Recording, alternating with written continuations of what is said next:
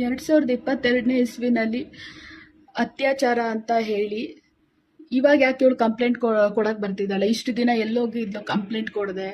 ಈಗ ಯಾಕೆ ಒಂದು ಸಿನಿಮಾ ರಿಲೀಸ್ ಟೈಮಲ್ಲಿ ಇವಳು ಕಂಪ್ಲೇಂಟ್ ಕೊಟ್ಟು ಒಂದು ಸಿನಿಮಾಗೆ ಪ್ರಾಬ್ಲಮ್ ಮಾಡ್ತಿದ್ದಾಳೆ ಅಂತ ತುಂಬಾ ಜನ ನೆಗೆಟಿವ್ ಕಮೆಂಟ್ ಹಾಕ್ತಿದ್ದೀರಾ.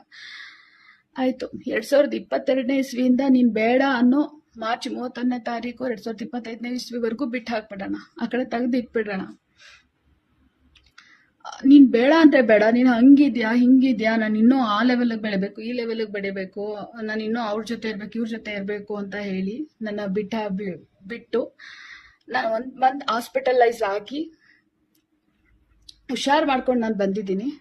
ಅದಾದ್ಮೇಲೆ ಮೊನ್ನೆ ಆಚೆ ಮೊನ್ನೆ ಅಂದ್ರೆ ಈಗ ಶನಿವಾರ ಬಂತಲ್ಲ, ಈ ಶನಿವಾರ, ಕಳೆದ ಶನಿವಾರ ಬೆಳಗಿನ ಜಾವ 12:15ಗೆ ಬಂದು ಬಲವಂತವಾಗಿ ಬಾಗ್ಲು ತಗ್ಸಿ ಹಿಂಸೆಯಿಂದ ಮೂಗ್ ಮುಚ್ಚಿ ಬಲವಂತವಾಗಿ ಎಣ್ಣೆ ಕುಡ್ಸಿ ಅವನು ಬೇಡ ಅಂತ ಬಿಟ್ಟು ಹೋಗಿ ಮತ್ತೆ ಬಂದು ನಂಗೆ ನನ್ನ ಮೇಲೆ ಲೈಂಗಿಕ ದೌರ್ಜನ್ಯ ಮಾಡಿದ್ರೆ ನಿಮ್ ಪ್ರಕಾರ ಅದು ಅತ್ಯಾಚಾರ ಅಲ್ಲ. ಆಯ್ತು, ಅತ್ಯಾಚಾರ ಬೇಡ, ಲೈಂಗಿಕ ದೌರ್ಜನ್ಯ ಮಾಡಿ ನನ್ನ ಖಾಸಗಿ ವಿಡಿಯೋ ಆ ಒಂದು ಟೈಮಲ್ಲಿ ಅವನ್ಗೇನ್ ಬೇಕೋ ಅದನ್ನ ಮಾಡಿ ಆಮೇಲೆ ಆ ಖಾಸಗಿ ವಿಡಿಯೋ ಮಾಡ್ಕೊಂಡು ಆ ವಿಕೃತಿ ಮೆರೆದ್ರು ಕೂಡ, ಇಷ್ಟಾದ್ರೂ ಕೂಡ ನಾನು ಕಂಪ್ಲೇಂಟ್ ನಿಮ್ಗಳ ಪ್ರಕಾರ ಕೊಡಬಾರ್ದಾಗಿತ್ತು.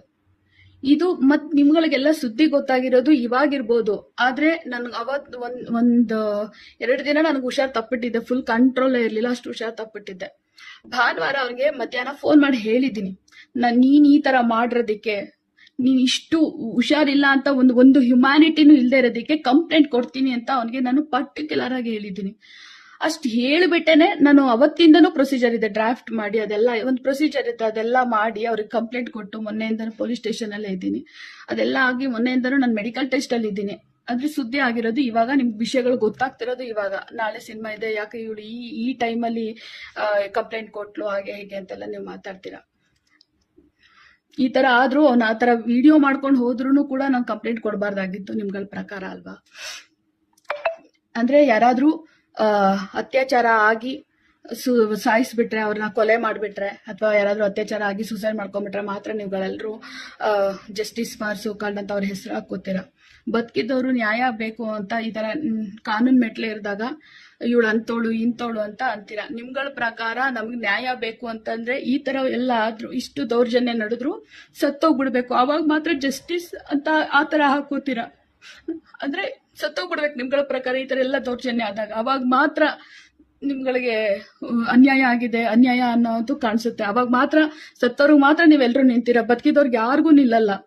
ಮತ್ತೆ ಇನ್ನೊಂದು ಕೆಲವ್ರು ಹೇಳ್ತಿದ್ದಾರೆ, ಮೀಡಿಯಾದಲ್ಲಿ ಯಾಕೆ ಅವಳು ಮಾಸ್ಕ್ ಹಾಕೋತಾಳೆ, ಇದು ಅಷ್ಟಿದ್ರೆ ಹಂಗೆ ಬರ್ಬೋದಲ್ಲ ಮೀಡಿಯಾ ಮುಂದೆ, ಹಂಗೆ ಕಾನೂನಿನ ಪ್ರಕಾರ ಅದು ಹಾಕೊಂಡೇನೆ ನಾವು ಇಂಟರ್ವ್ಯೂ ಕೊಡ್ಬೇಕು, ಅದು ರೂಲ್ಸ್. ಅದಕ್ಕೂ ಮಾತಾಡ್ತೀರಾ.